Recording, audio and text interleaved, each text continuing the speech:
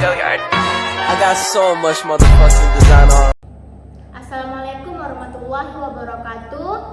Kami ingin mengumpulkan tugas diskusi kelompok kami. Baik, kami akan memperkenalkan diri. Perkenalkan, nama saya Hairunisa, NIM 2210417659. Saya sebagai pembaca mahasiswa A. Perkenalkan, nama saya Ega dengan NIM 2210417734. Saya sebagai mahasiswa B. Perkenalkan, nama saya Lili dengan NIM 2210417632. Saya sebagai mahasiswa C. Perkenalkan, nama saya Indah, NIM 2210417644. Saya sebagai mahasiswa D. Hai teman-teman. Hai. Hari ini saya ingin membahas tentang model perilaku konsumen. Saya yakin model ini sangat penting dalam memahami mengapa orang membeli dan barang tertentu.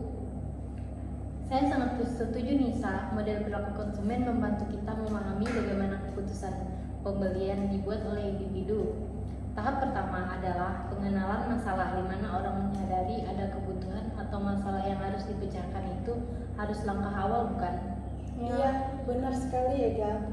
Setelah tahap pengenalan masalah, langkah berikutnya adalah mencari informasi. Seseorang akan mulai mencari opsi produk atau layanan yang bisa memenuhi kebutuhan mereka. Dan jangan lupa evaluasi alternatif. Ini adalah tahap di mana konsumen membandingkan produk atau layanan yang berbeda berdasarkan kriteria tertentu, misalnya harga, merek, dan kualitas. Betul Indah, setelah itu kita sampai pada tahap keputusan pembelian.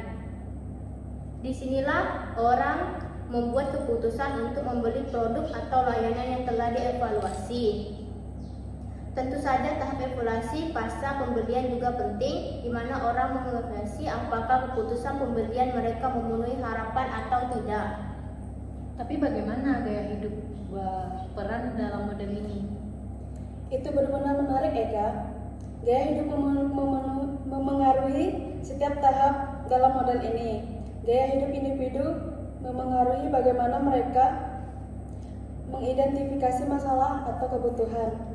Juga gaya hidup memengaruhi jenis informasi yang mereka cari, kriteria evaluasi, dan bahkan keputusan pembelian mereka. Contoh yang bagus adalah ketika seseorang dengan gaya hidup yang peduli tentang lingkungan akan membeli produk yang berkelanjutan. Jadi bisa dikatakan bahwa gaya hidup adalah salah satu faktor yang mempengaruhi preferensi konsumen dan keputusan pembelian mereka. Ya, tepat sekali. Gaya hidup adalah salah satu faktor penting mempengaruhi cara kita memilih dan membeli produk atau layanan. Ini juga membantu kita memahami mengapa orang dengan latar belakang, nilai-nilai atau minat yang berbeda akan membuat keputusan pembelian yang berbeda. Terima kasih teman-teman, diskusi ini sangat bermanfaat. Saya lebih memahami bagaimana model perilaku konsumen dan gaya hidup terkait satu sama lain sekarang. Sama-sama Ega, ini adalah topik yang menarik dan sangat relevan dalam dunia bisnis dan pemasaran. Setuju.